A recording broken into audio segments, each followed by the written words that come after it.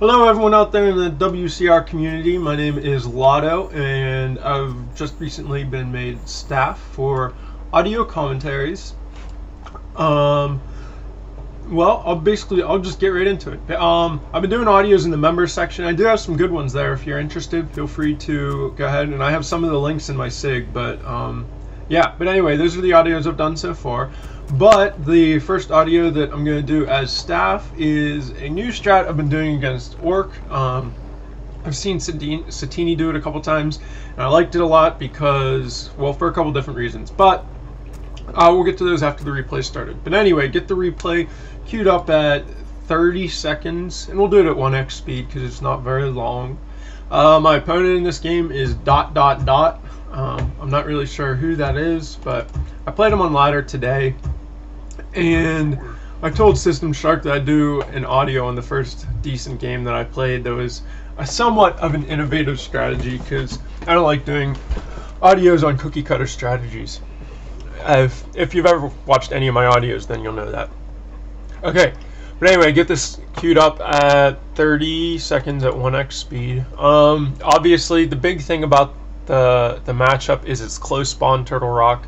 I really like doing this on close spawn Turtle Rock. Any other map, it's kind of hard. Like I said, I've seen Satini do it a couple times, and he usually does it on Echo Owl or Trenistan, which are both somewhat smaller maps, but there's a reason that it has to be a two-person map and you have to be close to them. And it's because of the harassment factor and everything along those lines. So, okay, well, you should have this replay queued up now.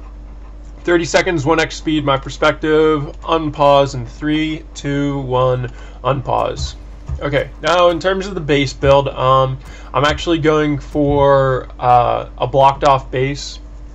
Now, the way you're going to block off your base is obviously you just don't leave any spots in between the altar and the moonwell. In between two moonwells, you can actually leave one space.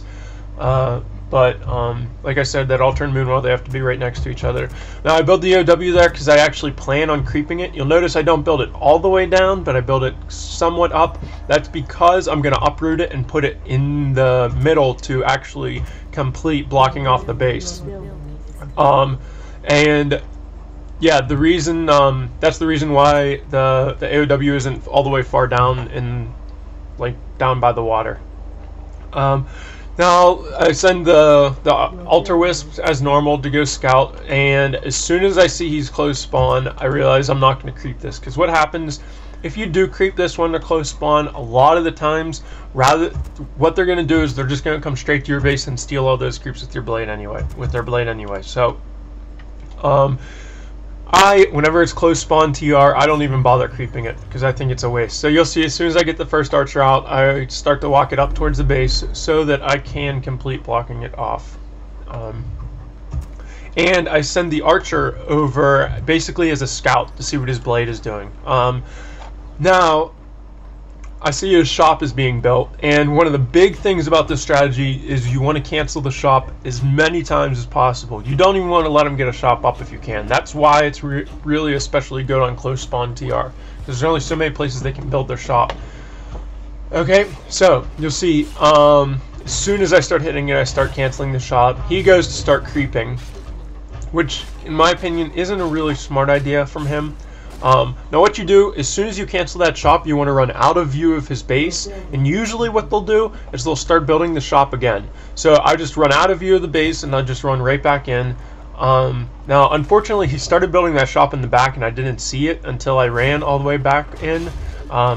But like I said, it's really important that you cancel that shop, especially against someone that's creeping, because what's going on in my head right now is he's creeping. If he doesn't have a way to heal, then he's going to be stuck at, you know, half-life or whatever. Because what I actually thought he was going to do, I thought he was going to do the item creeping thing. And what happens is whenever you do the item creeping and you just kill that one level 3 ogre, it puts your blade at pretty much exactly half-life, okay? Now, if you can keep canceling that shop, you can leave his blade at half-life with no healing. Now, unfortunately, by canceling the shop, I went down to half-life, so I have to run back and heal, but I'm going to run immediately back to go and cancel the shop again, because you want to keep that blade as low life as possible. Now, he's playing extremely risky in terms of creeping, especially considering he doesn't have a shop. But he does get level 2, which is unfortunate for me. I actually thought he was going to stop creeping because I kept canceling his shop, and the orc obviously has no way to heal. Okay, but if you'll take a look at my base in terms of what I'm doing back there, I do the 4 moonwells, and I get a couple extra wisps because basically the short of it is what I'm going to do is I'm going to make a lot of archers and then AOW push with a Fire Lord second. So you want to make a couple extra wisps at tier 1 before you go tier 2. And by harassing, you're hopefully going to slow his tech long enough that his second hero will come out either at the same time or a little bit later than yours, because your tech is going to be a little slower because you made the extra moonwells and you made those extra wisps.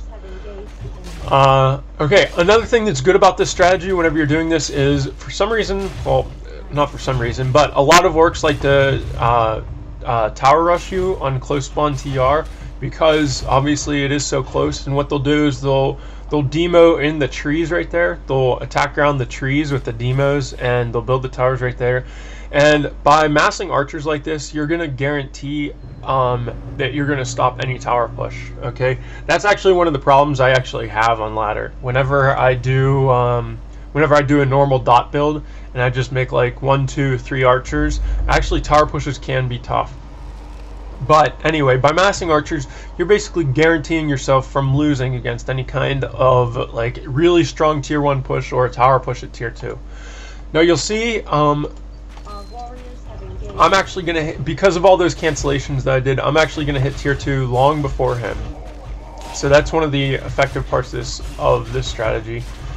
Now, if you take a look, he surrounded my hero, which was good on him, but I misclicked one time, and it made the Demon Hunter not attack one extra time, and I ended up dying, but I was level 1 hero, so it's no big deal. Okay. Now, you'll see I run those archers in actually to look for a shop to see if he built another shop or not, but he didn't. So, yeah, like I said, I'm just going to keep trying canceling that shop and keep that Blade Master as low as I possibly can, so that when I do get that Demon Hunter back, I'm going to be able to go back with AOWs. Now, I should actually have more archers than this. Unfortunately, because I did lose my DH, I'm down like 1 or 2 archers, and I lost an archer in his base. I wasn't really paying attention right there where I lost that archer. So you should actually have like 7 or 8 archers, not 4 archers. I did this kind of poorly this game, but I wanted to do an audio today so I could get this kicked off. I'll include a couple other replays where I have done this a couple other times, and it does work really well.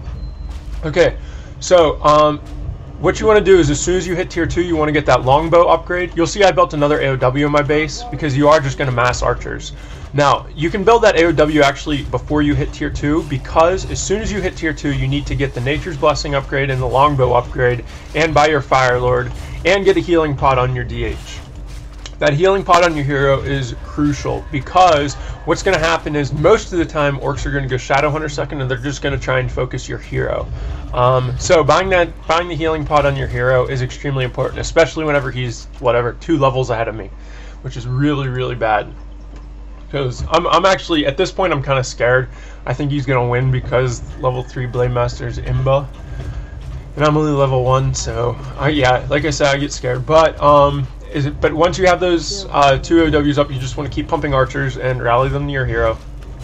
And yeah, unfortunately